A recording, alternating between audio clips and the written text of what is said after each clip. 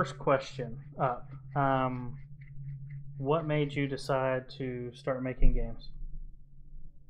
Man, probably like ever since I was young. And I know that's so cliche, but I had very strict parents. I was always grounded, like report cards. I'd get grounded for 9 weeks at a time.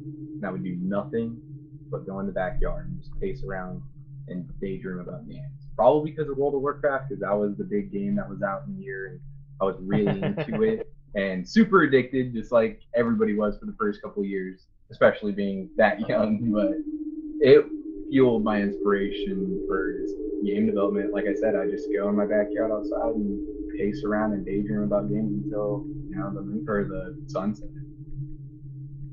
So instead of just like, like a lot of kids do, dream of just playing video games for a living, you were like, I just want to make games. I want to do something that's really hard instead, right? No, it's just it goes more into like I guess a fascination with very simple numbers, and I don't know why, because like I would go back and I would think of I don't know, just cool things that kids would think like a spell or something, but I would go a little bit further, and for some reason, just like I don't know, balancing out, I guess just the actual numbers with health and damage, it just kept my attention. Like I would go on trips and bring calculators and just pretend like there was a boss fight going on and just see what the appropriate damage was for a boss to not, have that happy medium. And that was my fun. So it's fair to say that you were an RPG guy. Oh yeah, definitely. That I can give that credit to World of Warcraft for sure. Ah, gotcha. Yeah. See, I was more of a just bang bang, shoot 'em up, Mortal Kombat kind of gamer. So maybe that's Oh why yeah, I'm just like I would just rather play games for a living than sure. do Ooh, all the actually, fun number stuff behind them. yeah, I have no idea what that's about because that's its own little separate thing. Actually, the very first MMO that I think about it was Ultima Online because I played on a private server, and that's where it started. Gotcha. That was Okay. great. So, how did you learn to code? Where did that come from? Luckily, my dad was in college around that same time, about 8 or 9 years old, and he was actually like in college at the time, just started out, and I attempted to learn the programming language that and then come home and I'd get interested in it.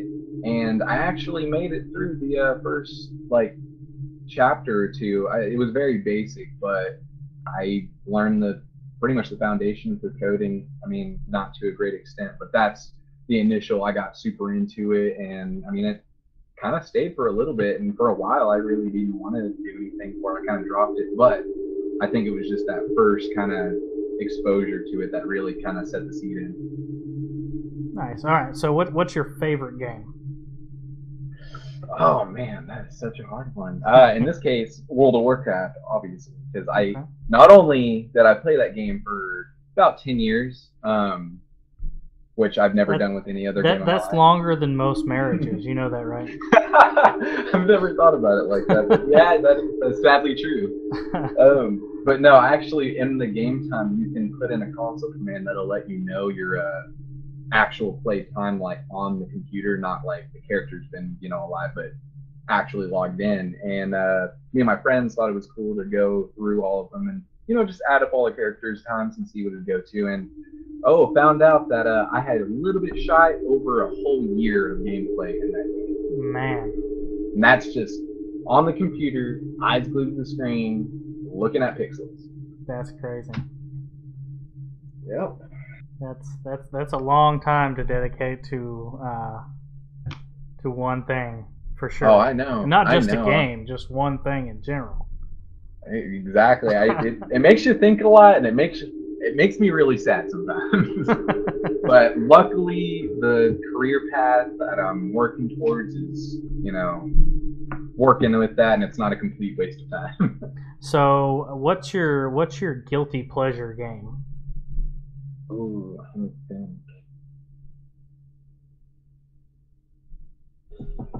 Honestly, probably right now, Heroes of the Storm. And it kind of sucks for me right now because I've noticed this little trend with Blizzard, and I'm getting really wrapped up in all of their games. Like, I noticed the number of games I'm starting to play seems to be more just Blizzard games. But I am definitely trying to move away from that just to, I definitely have Steam. I'll get the occasional, bundle on there, so I'll get some cool games to try out. But if I had a guilty pleasure game, it'd probably be Heroes of the Storm, mainly because for a lot of people, is considered a pretty bad MOBA. But since I'm so familiar with a lot of the characters in there, because they pull them from pretty much every game, it makes it pretty enjoyable, and it takes a lot of other aspects of other games, of other MOBAs, because they're virtually, all similar at, the very core, and puts in kind of my favorite flavor of style, which is Blizzard characters. So, nice. Like I said, it gets a lot of hate right now, because it did when it first came out, pretty awful, but I did play it recently again with a couple of my buddies, and it's definitely captured attention. And yeah, I'm not proud of it. Anytime I've ever talked about it in public with anybody, be like, "Hey, have you tried out that?" They're just the face that they get, and I'm just like, "Yep, I shouldn't have said that." Nice. So, have you played any Overwatch then? Oh yeah, no, Overwatch is definitely a personal favorite.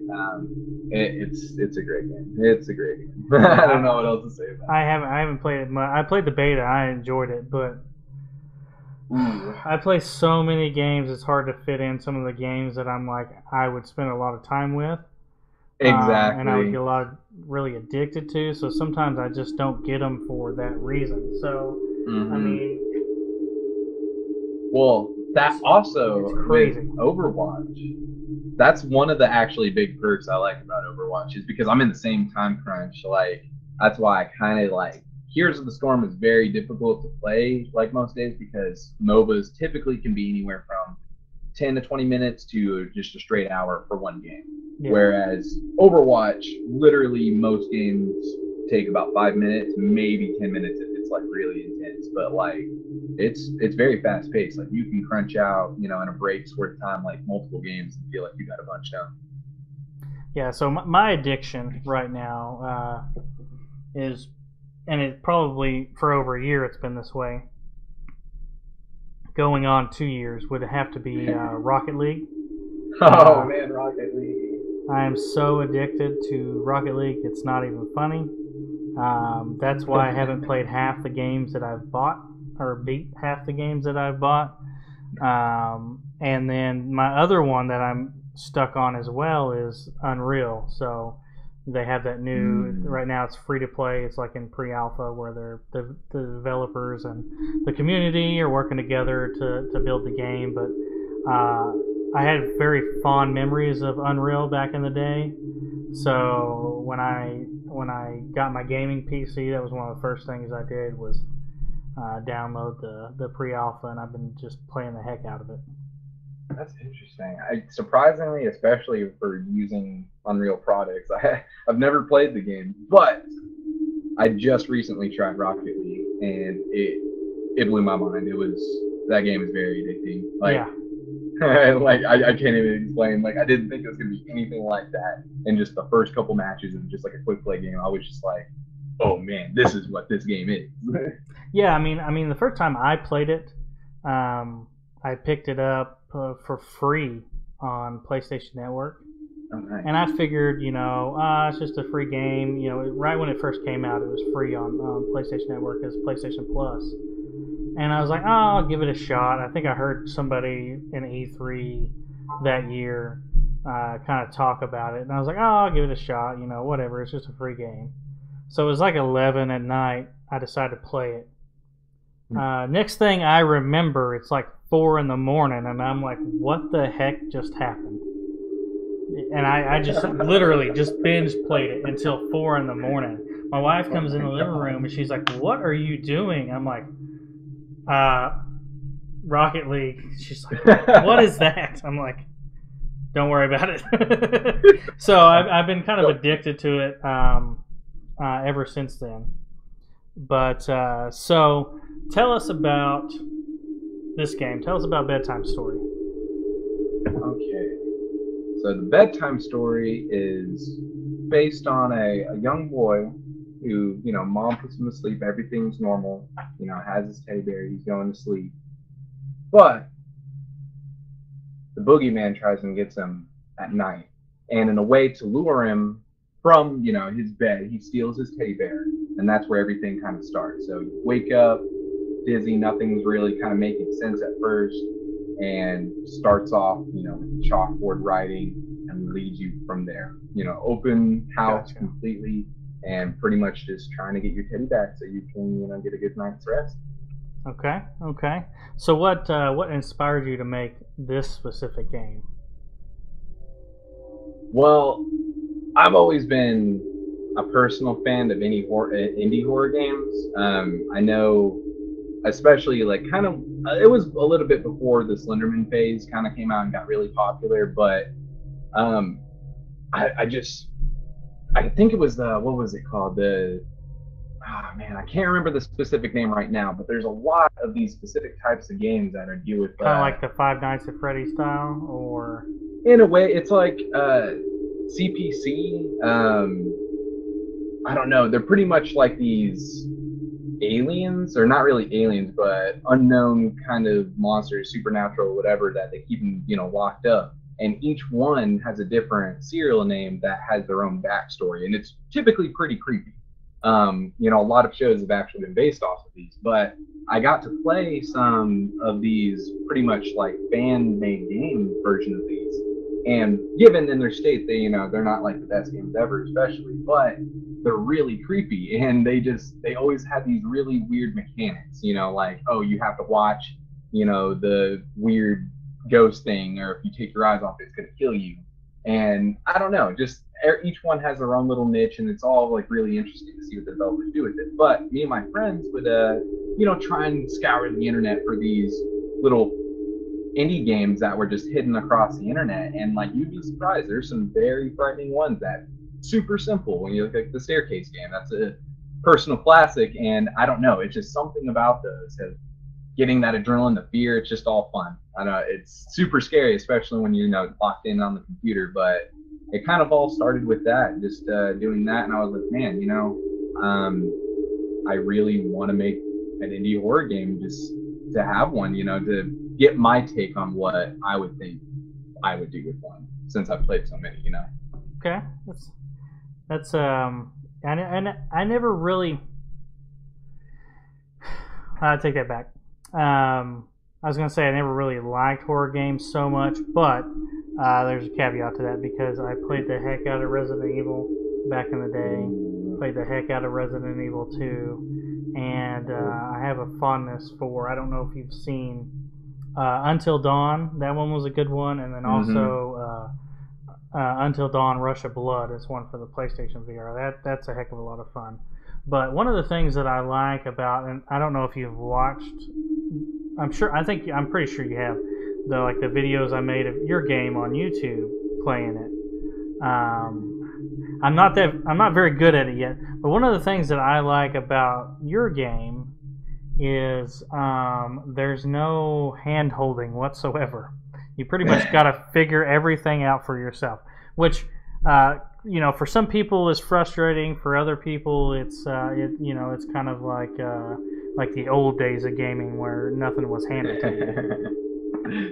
Oh yeah, no, definitely. I was definitely targeting more that style, just mainly because with any indie horror game that I've personally played in the past, the replay value is only so good, and especially, I don't know, but just Easter, just keeping that extra eye out. You notice little things, and I've just really built it to be for those hardcore indie horror gamers out there that like to see if they can beat everything there is, because that game might only seem so far, but there's really, it goes a lot deeper than it might seem. And I want it to definitely be a challenge for those people to figure it out, because I don't want to just play the whole thing, that's it exactly. But they're going to notice, as they're going through these levels, hey, I need to go back there to see what's beneath this before I move on, to this next level, just because that could be something that's going to lead extra storyline. Like, especially and the next update, there's going to be, alternate endings as far as when you get the teddy bear and the keys that you're going to be looking for. They're all going to kind of tie in together, and that's not going to be obviously evident until you've definitely played it a few times. But especially with some of the reviews I've gotten on Steam from that, then thank you for those people. But one guy left an especially important review about it, saying that definitely not a game, you have to replay it multiple times, but each time you do, you're going to definitely notice some things that you didn't before that's going to lead you to more results and ultimately a very scary experience. All right, cool. What was that last question I had? So, how are you planning on adding anytime soon VR support for it? Because I think playing this game, I think it would be kind of a neat thing in VR. Now, with you being a child, I guess that would make it a little weird for the height issue. But needless to say, I think it would be pretty neat in VR. Have you given any thoughts about it? Oh, definitely. No, I completely agree. It's definitely a game that would just thrive in the VR, just niche completely. Yeah, especially with the height. That's actually something I've personally struggled on in the game. I've had to adjust it multiple times. There's multiple days spent on just dealing with height and its issues with the game. So that'll definitely be a challenge as far as converting it to VR, because there's definitely going to be some scaling changes in that. But yeah, no, I definitely anticipate porting that over to VR. Right now, I'm hoping to get it either before or after Halloween in that type of season. Nice. Once we get a little bit closer, I'll know, because I'm going to just try and actually start. I've had started a little bit in development, but not I'm kind of really just testing the waters. But once I get an idea of exactly how much it's going to take to port it over, then that's when I'll really know. Because in most cases, it's not typically hard, because luckily for me, Unreal Engine really does great as far as support for it. So I don't really, it takes a lot of pressure off of me. But I got to clean up probably some of my own work for it to be able to fit on that. Cool. Any plans to bring it to other platforms, say PlayStation Network, Xbox, or heck, even mobile? Yeah, I've actually, the only one that I've considered is the PlayStation Network, just because of their VR launch last October. Really want to hit that market, just as far as an actual console game goes. I tell you what, I've picked up games for VR, not only for my Samsung VR, but also for my PlayStation VR, that otherwise I probably would have never picked up as a normal game. So yeah. It does help. It does help for sure.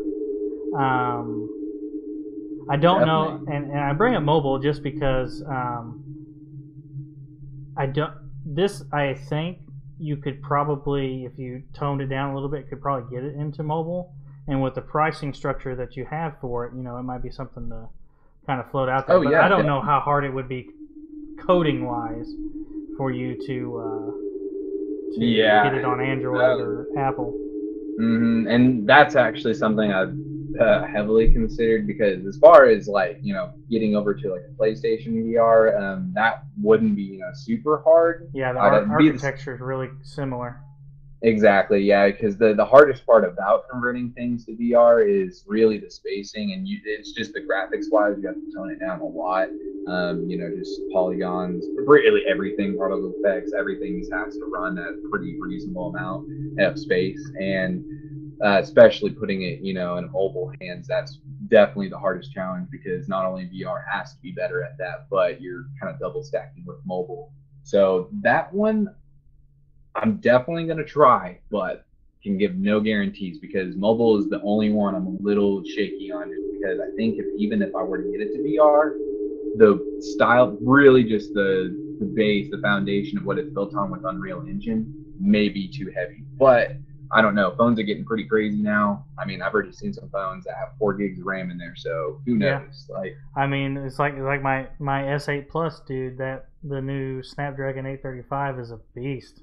Ooh, yeah. You're telling me that some of these CPUs that they're putting in phones are like, I mean, those were just in computers. Like the same processing power was in computers maybe only 6 years ago. Like, Yeah, I don't think we've got too long to wait for 6 gigs of RAM in some of the flagship phones, because I know like it's in Korea they have, because I was just reading about this on Android Police, they have a 6 gig version of the S8 wow. in Korea, so 6 gigs. I think 128 hard drive. So I don't think it's too long. We gotta wait. I mean, six. Oh yeah. I mean, heck, 4 gigs. I remember my PlayStation 3 only had 512 megabytes of RAM. I know, right? You know, and I think these phones have way more than that right now. So I know, and that's it's getting crazy on the amount of power that they're packing into them. yeah, especially, and that's what I mean. You're gonna get to that point where phones, I mean, are gonna be, going to make not necessarily laptops obsolete, but definitely, take away from the casual user that's not using, to its fullest ability. And I think, maybe that might give VR some leeway to kind of make it more opening, because since people are going to be, I mean, everybody has a phone now, but hopefully that migration will help push people more, but I really don't know what's going to happen. I mean, that you have augmented reality and HoloLens and stuff like that that's also trying to make a breach. So there's a lot of future. Yep, and then you've got like Google working on standalone VR headsets. I don't really know what that looks like yet. Oh, that sounds ridiculous. Yeah, and I know there was a story in Android Central at Mobile World Congress. There was a backstage showing. Now this wasn't to the public. There was a backstage showing, and the writer was there, and Samsung had a standalone headset, and it was really just to demo the power of their Exynos chips, but they had a standalone VR headset that was powered by two of their latest Exynos chips, and they said it was really good. So I don't know if Samsung's working on their own standalone VR headset, which I think would be awesome. But not only them, you've got, like I said, Google doing this, and I believe, I'm pretty sure Microsoft's probably looking into it as well. I wouldn't be surprised. I mean, yeah, and you got the Vive too. Yeah. You got a bunch of them. Yep. They're all like well-made too. All right, so let's jump in a little bit. I don't know if you're watching the stream or not, but of course you'd be seeing the delay anyway. Well, let's jump in. So we're gonna get started here, and I'm gonna get some advice from you, non-spoilerly advice. Gotcha. Let me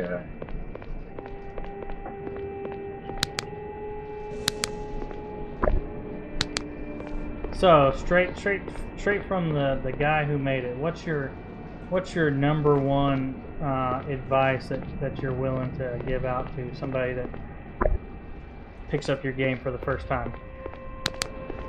Probably.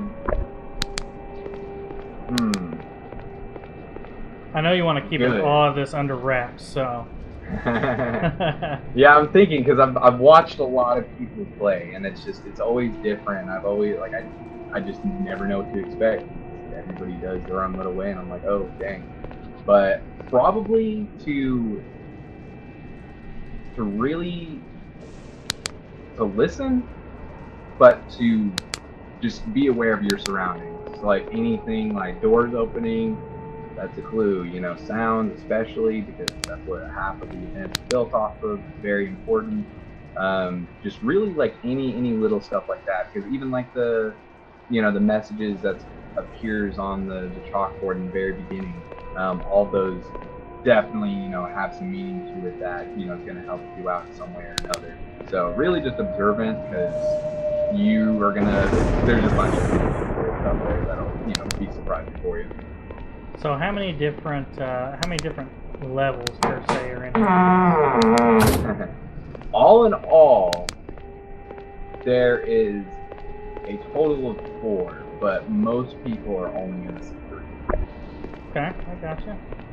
I just found a key. So what do the keys do? They open doors? Because this was a surprise to me when I played this a while back. Because, you know, I played, you know, you sent me a pre-alpha copy, and then I got an alpha copy, and then I got a beta copy. And in those, there was no keys. So what's the addition of the keys mean? Well, the keys I definitely am meant to implement for a while, but just given with everything else, I'm sure everything else was working properly. But I've kind of experimented and thought it was definitely a good idea, especially because they also serve a deeper meaning that helps you actually reach that 4th level part of it. But solely for the purpose of right now, those keys are just to help you get through some doors that may not be open when you get to it. There's going to be a lot of times where you run into doors, especially if you end up in the 3rd level, because that really opens up pretty much the entire house for you. A lot of those doors will be locked, so having a good supply on those keys will really help you out find, you know, extra batteries, or even lead you to some crazy other objects that might help you out, you know, get away from boogeyman and eventually find your teddy bear. So what? Now I always forget this because I know you can throw this lamp down.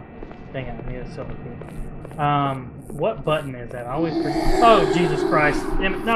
Oh. And that was a jump scare. God damn you. See, now you're on here with me. I can actually curse at you in person. I believe. Ooh. Wow. No! Oh. I know that wasn't me that blew out that light. But yeah, that I believe that is the 3rd, yeah, number 3 on the keyboard. Put that down, and you have to be, and this is something I hopefully I will be able to work on. You should be able to make it more evident, but it will make an audible sound if you're not within range. Because you have to set it down on the ground. So if it's like, you know, looking at like straight in the air or something, you know, it'll make a good sound for you. So you know that you can't put it there. Exactly. But definitely useful. You know, I really hate that telephone. Oh yeah, that's great. I love it. And see, that in itself is just a little Easter egg. And you think it's just out to scare you, but it actually does a little something for you. Yeah, I know. Every time I hear that, something bad happens.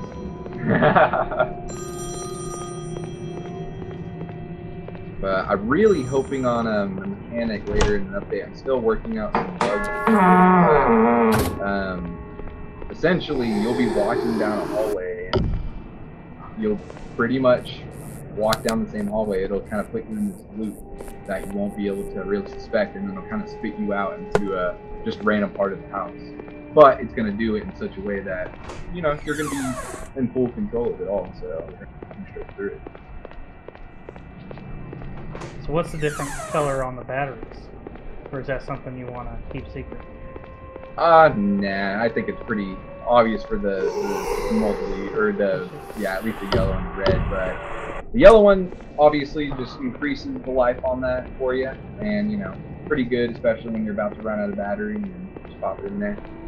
And the red one actually does increase your flashlight range just by a tiny bit, and same thing as the effects of the yellow one.